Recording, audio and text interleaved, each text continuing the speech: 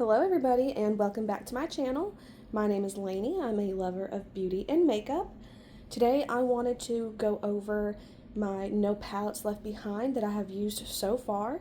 This is something that I would like to update about every 30 days so that there's not too little or too many palettes to kind of just chat about. This is just to kind of tell you where I'm at until I make it all the way through my collection. And then it will just be a review of what I've used each month. So to start off with, we will start with the Naked Urban Decay Heat. If you watched one of my first videos, you'll know I'm not super impressed with mainstream brands anymore. They have decent quality, but their shimmers are more like satins, and they just really don't give the color payoff that I'm looking for when I'm wanting to do my makeup. And then we have the Naked Reloaded. And this is what that looks like. If you saw my 2025 collection, you'll know that I highly dislike this. I really wanted to love it because I love Nightmare Before Christmas, but unfortunately, these are no good. I have the Cremated palette from Jeffree Star. I didn't really care for the look that I created with this. It was kind of hard to blend, and it's just very gray toned. And I reach for more colorful or neutral.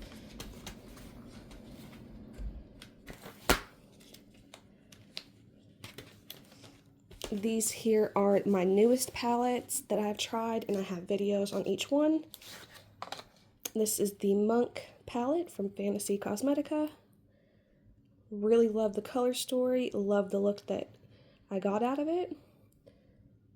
And they have amazing quality. Next is the Lovers from Cosmic Beauty. This is the newest release for Valentine's Day. And this is the color story. I got a lot of compliments when I used this palette.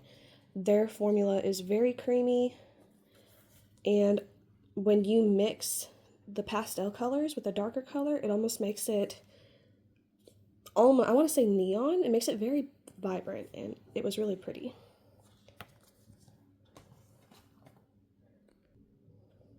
Next is the Sinister palette. This was the Halloween release last year. I don't know if they still have this in stock. They were almost out last time I heard. So it's silver, purple, and red. This is supposed to be a cream clear shadow. I created a silver grungy look with this. I did not get to use the reds yet. I really want to use this shade right here. I was very intrigued when I swatched it. We have the Muse palette. I forgot to put primer on with this one, and it lasted all day. Did not budge. I had no creasing or fading with it. I created a very pretty green look with it. I really want to go back in and play with some of these purples and these grungy yellow greens, like Admire, Water Lily. I think those are really pretty. And then Nomad's newest release, the Chamonix Opry Ski.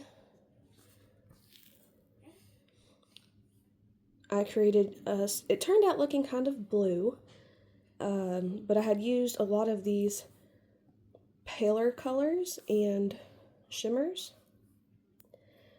I'm really interested in going back in and creating more monochromatic looks with the mattes and the shimmers to see how those turn out. Some of my favorites that I have used multiple times throughout the first 2 months of this has been Unearthly Cosmetics Lure Palette. This is the palette that made me love 9 pans and why I was willing to try the Fantasy Cosmetica 9 pans. Basilisk is my favorite shade in this palette. It is so pretty, and there are so many different looks that you can make with this, even though there's only 9 shades. Galactic Visitor from Singe Beauty. This is a very beautiful color story. You can go so many different ways with this. And I really love the setup of this palette. It's very easy to use. The quality is absolutely amazing. Definitely one of my favorites. I think I've used it 2 or 3 times instead of just once to make it through the rest of my collection. So these 3 have definitely created a permanent spot in my collection for themselves. This is the Fantasy Cosmetica Harvest of Souls. This is almost, or pretty much set up as quads, but you can also mix and match. I cannot wait to make it through the rest of my palettes so I can come back and play with this even more.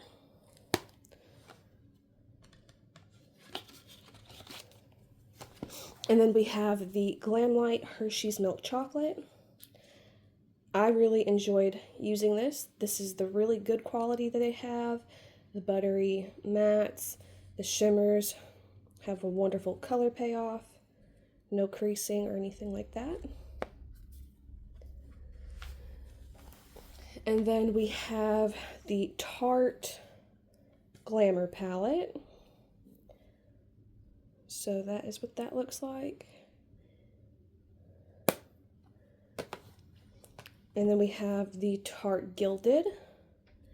And for future videos, if you would like pictures of each look inserted, let me know. I know some people really enjoy seeing the look created with each palette. Some people aren't really interested. I know with the newer palettes, I do have videos on each of them. So let me know your preference. Too Faced Pumpkin Spice Second Slice.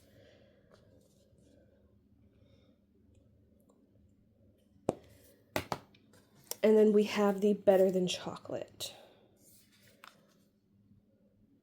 This one is kind of on the rocks if I'm going to keep this or not.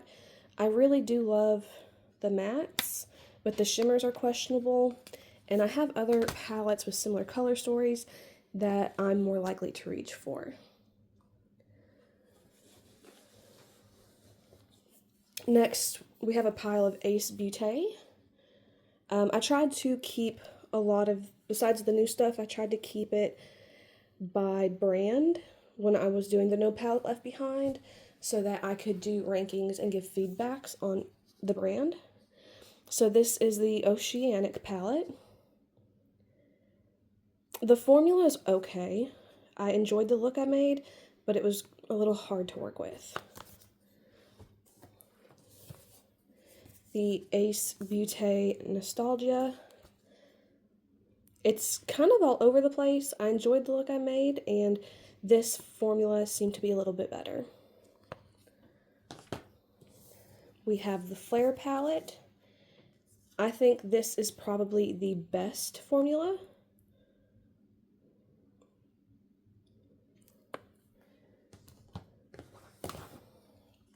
We have the Quintessential palette.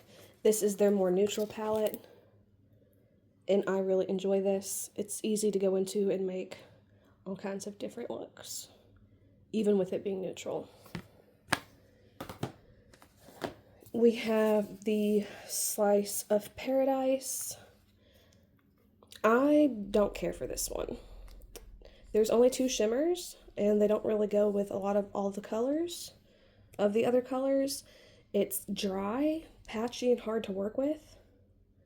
And I think the palette Topley has the similar colors and better quality. I used that today, so I did not include that in the video, but it will be in the ranking. And then I have the Ace Beauté Paradise Fallen. I like this. It's darker and grungy, but it has a purple, it has some gray tone, and then neutral.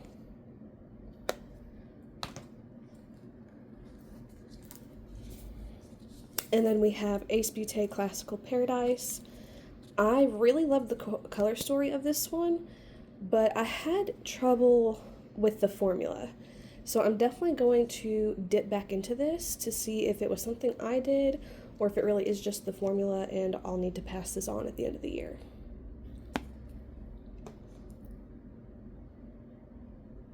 Next, I should have done these with the Glam Light. I do have a couple of Glam Light palettes that I've used because the color story fit what I needed for the day.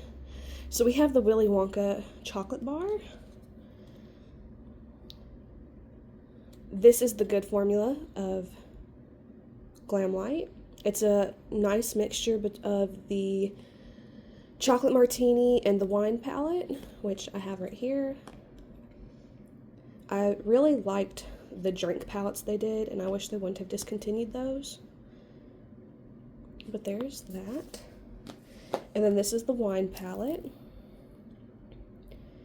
It looks monochromatic as purple, but you can change it up with the shimmers, like Chardonnay, and then the deep tone Marley and that. This is, again, the good quality. If you're interested in swatches or more looks on any of these palettes, let me know. Then we have Unearthly Cosmetics. I am waiting for some orders to come in for them. I had a palette that was on pre-order and I didn't realize it when I put my order in, so that's taking a while to get to me. And then I did order the new Valentine's Day one that they released. This is Devour. Love the color story. I love greens. These shimmers that are iridescent are really pretty. We have the Don't Be Jelly. The greens really create a nice pop of color if you're doing a colorful look. I want to say I did a sea foam with Sea Star, and it turned out beautifully. We have the Dead of Night.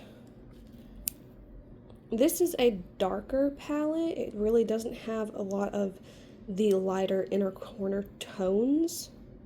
It does have Misty, and Cloud is a little bit darker in the pan. Sweet Dreams. So it has a couple good formula, just not my favorite color story. Leather and Lace. This is a really easy palette to pick up, throw on a neutral look, and go about the day.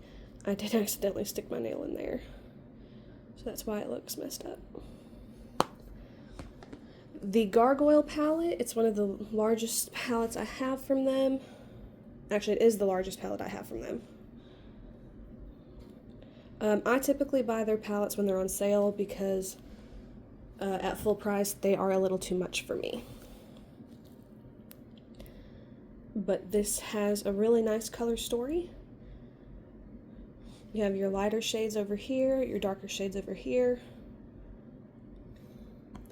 And then Cosmic Beauty, 'Tis the Season. This was the winter release. This is one of the limited edition ones.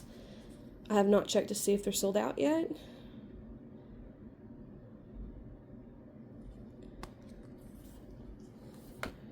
We have Undergrowth.